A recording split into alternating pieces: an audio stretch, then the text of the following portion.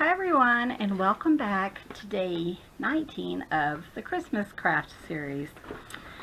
So today I am going to show you how to create one of these beautiful roses. Now these roses are made out of spoons. So they're made out of plastic spoons, and what you want to get a fairly sturdy spoon. When I started making these, it was back when Hobby Lobby had just spoons in a packet, and so you could buy like 24 spoons, I believe, in one packet. Now it's not so easy to find spoons, or it hasn't been. I haven't found any recently that is just spoons. So you don't want the really cheap spoons. You know how they have like the white ones that they sell like at Walmart or something like that. They are really flimsy and they melt really quickly. So if you do use something like that, you want to be very cautious. The best spoons for this are solid core spoons. So you don't want to like take the white spoons and paint them, because it doesn't seem to do as well. But I encourage you guys to go out and experiment and let me know what you found. So I have been making these for, oh my goodness, 30 years probably. And what you need is you need a tea light. And I'm just going to light that. You want to always make sure, whenever you have an open flame, you want to make sure and be aware of what is around you. Don't ever leave it sit. And I know that's common sense, but I just want to to make sure that you guys, think about that. We have cats, and our cats are running back and forth. And if you're going to, what I do, if I have to run for an errand or something, I blow it out, and then I pick up the candle and move it to a high place so nobody can get to it, because it's really hot and we don't want any fires or any injuries happening. Okay, so first thing you do is you go ahead and get like a pair of wire cutters, and you just want to cut, or some really sturdy scissors, and you just want to cut about a ½ inch down on your spoon, and you want at least 11 or 12. And so I still have tons that are cut down, and that's what inspired this home decor piece that I'm doing. So the first one is kind of the most difficult. Did I mention you need a wet washcloth? Not really wet, but damp. And because that's what you're going to use, especially right here in the first. And if you do end up hurting yourself or burning yourself, then you definitely want something cold right beside you. So on the first one, you take your, I don't know if you guys can really see what I'm doing. You take your spoon and you're going up and down. You're not in the flame. You're probably about an inch to half an inch to an inch above it. And you're slowly melting. See how it's melting? And this is the most difficult one, I would say. And then what you're going to do is you're going to bring both pieces. You want to do that on both pieces of your spoon, and then you're going to just push them in together like that. And that is going to be the center of your spoon. See how the curve does? So I'm just going to set that aside, and we're going to work on these. Now these, you're just going to work on the tip, and again, you're just slightly going to melt them. And there is some odor from this, so if you're sensitive to odors and stuff, you might want to do it in a well ventilated area. And you can just start to see it melting. Like I said, you don't want to go in the flame. And then you're working on your tin foil, and then you're going to set it on the tin foil and kind of roll it back. And so, like into the shape of a petal. So we're going to do about 4 that aren't too deep, and I'll show you that. And what I mean by that is you're just doing the very tip of your rose petals, or of your spoon, to form your rose petal.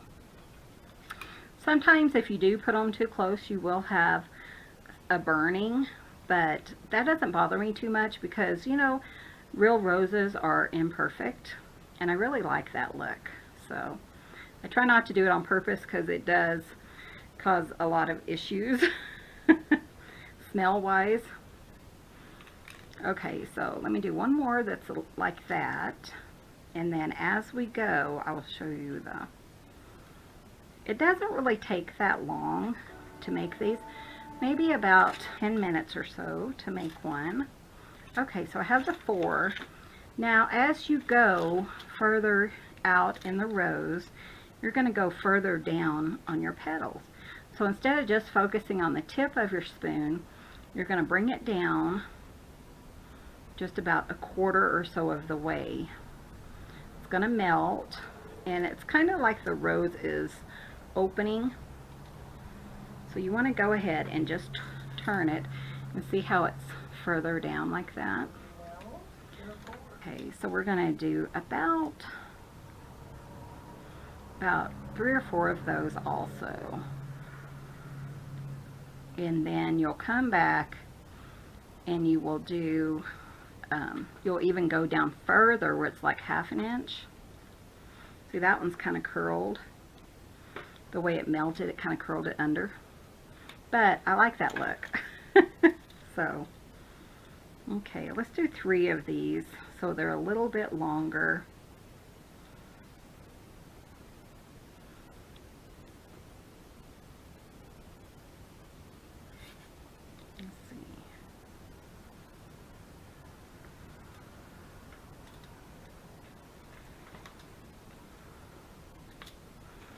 Okay, and then these, like I said, you're going to come down about halfway.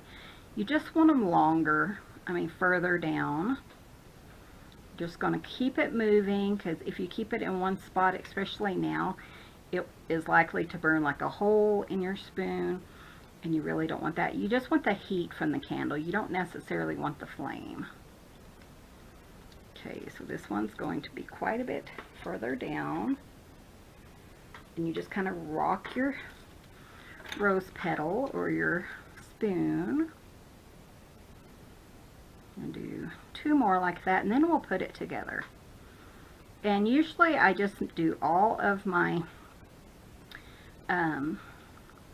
petals first, and then I will come back and put it together. It's easier for me. Some people don't do that. When I was taught, I believe we did them individually and put them together as we went. I just kind of like easy factor.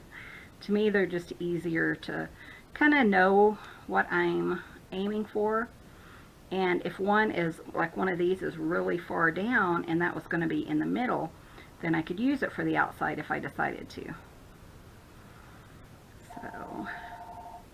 So now that we have all of ours together, what we're going to do, we're going to use our flame and definitely our washcloth, and we're just going to come to the bottom, and this is what is going to glue our rose together, and it's going to make it really sturdy. And see what I mean? Have to be really cautious on this one. And the, you know, again, the fumes can get really bad, especially if you catch it on fire, so please be careful with that.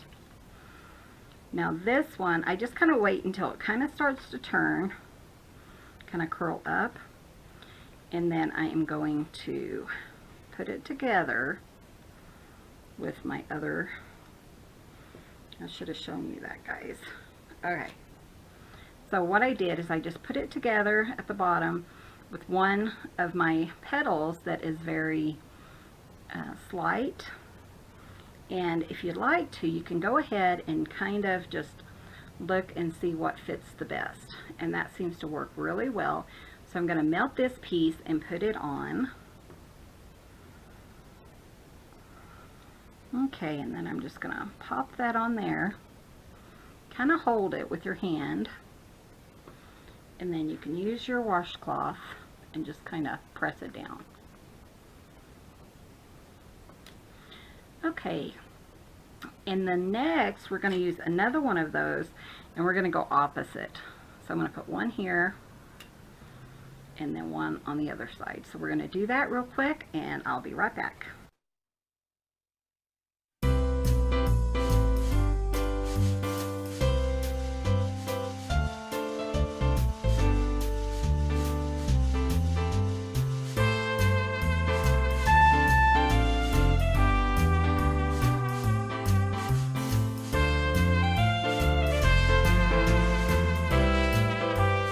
Okay, so now that you have it, the middle, I probably would have liked it if it was a little bit further inside, but you know, like I said, roses are not perfect. So now we're going to come back with the 3 that we have that aren't as, that are the middle roses. And we're just going to kind of stagger them the same way we did with these guys. So you don't want to, like, you know, go right on top. So you'll do one here, come back and do one over here so it'll overlap, and you'll just build up around the edges.